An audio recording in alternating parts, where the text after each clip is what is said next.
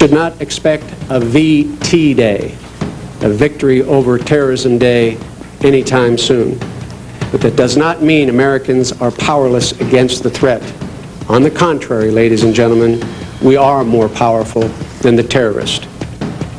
In 1991, Iraq invaded Kuwait, setting off the Gulf War, pitting Saddam Hussein against the largest military coalition since World War II. With speculation that we may go after Saddam Hussein again, what will, if anything, be different this time? With some insight, we're joined by the director of the Kuwaiti Information Center, Dr. Shafeeq Gabra. Doctor, good afternoon to you. Good afternoon to you. Do you think we should go into Iraq? Well, I think you were mentioning serious, important issues related to lessons. I think I was really thrilled, like many in the Middle East, with the ceasefire announcement. And this takes a very important issue off the table, just trying to work out a way that will stop the kind of suffering Palestinians are going through. And much of the Middle East today is thrilled to hear that, hoping this will be an end to occupation, bringing security to all, including to the people of Israel. So altogether, the idea of a Palestinian state, of a solution, is really the right thing to do that could really undermine the kind of violence and the kind of havoc that has been going on that really created lots of suffering on all sides. How would that affect whether we go into Iraq or not?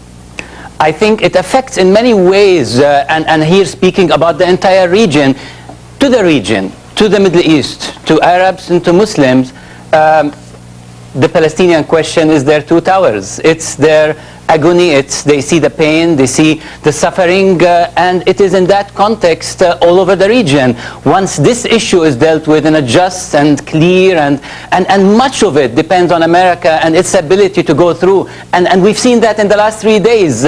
Just few announcements from President Bush and sending Zini again and doing all of that created in the context of a UN resolution quite an impressive ability to influence events and to influence Prime Minister Sharon. Now, how does it influence the issue of Iraq? It just makes the atmosphere much more relaxed in the region regarding a very hot issue, the question of Palestine. It's been on for a long time and the suffering has been enormous. Right, so it does have an impact. I don't think anybody would argue with this as being a positive, especially if we make some progress toward peace in the Middle East.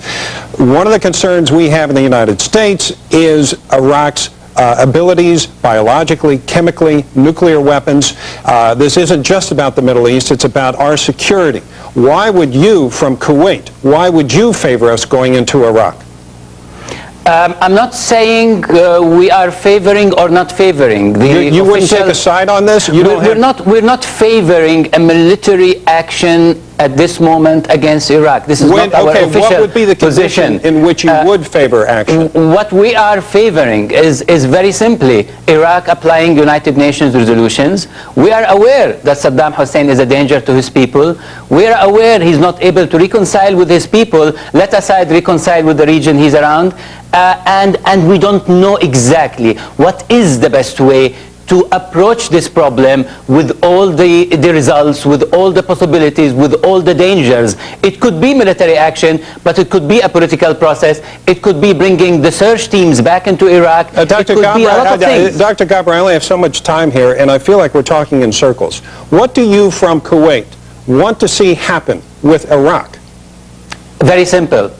We would like to see a free Iraq, and we would like to see the Iraqi people and Iraq rehabilitated in the region in the context of peace, stability, and a proper democratic process. Okay, now a democratic process, hold on, sir. A democratic process and a free Iraq does not exist with a Saddam Hussein at the helm, correct?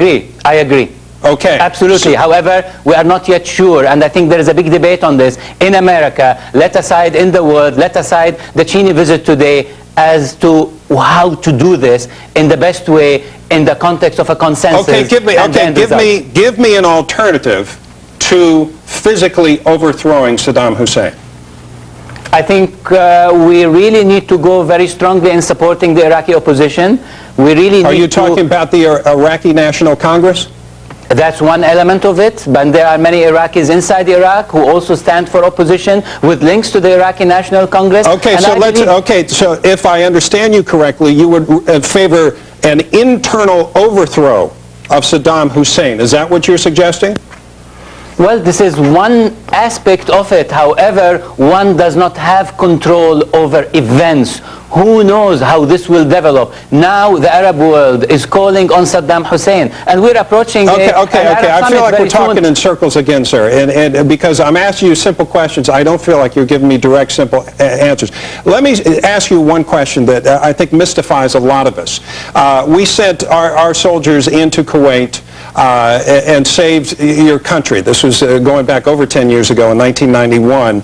Yet 89% of the recent Gallup poll, 89% said they didn't believe that Arabs were involved in the September 11th attacks, and 36% of Kuwaitis felt that September 11th attacks were morally justifiable. Explain that. Well, you see, it's very hard to really be able to explain a poll in a society that is not used to polling, in a society that rarely goes through these polling systems. You think the poll is wrong? I think there are lots of problems with the poll. Yet, I would say there is a lot of misinformation in the region. There are lots of people who are not sure what happened in the World Trade Center. There are lots of people who have lots of questions, and the region is very much dominated. If you sit down in front of the TV set in the Arab world and in the Islamic world, from east to west, you will only hear about what's going on in Gaza and the West Bank. Okay. Well then, let's conclude that this is a positive development in the Middle East. Thank you very much for joining us, sir. Thanks for Dr. Shafeeq Gabra. He's the director of the Kuwait Information Center. Well, straight ahead.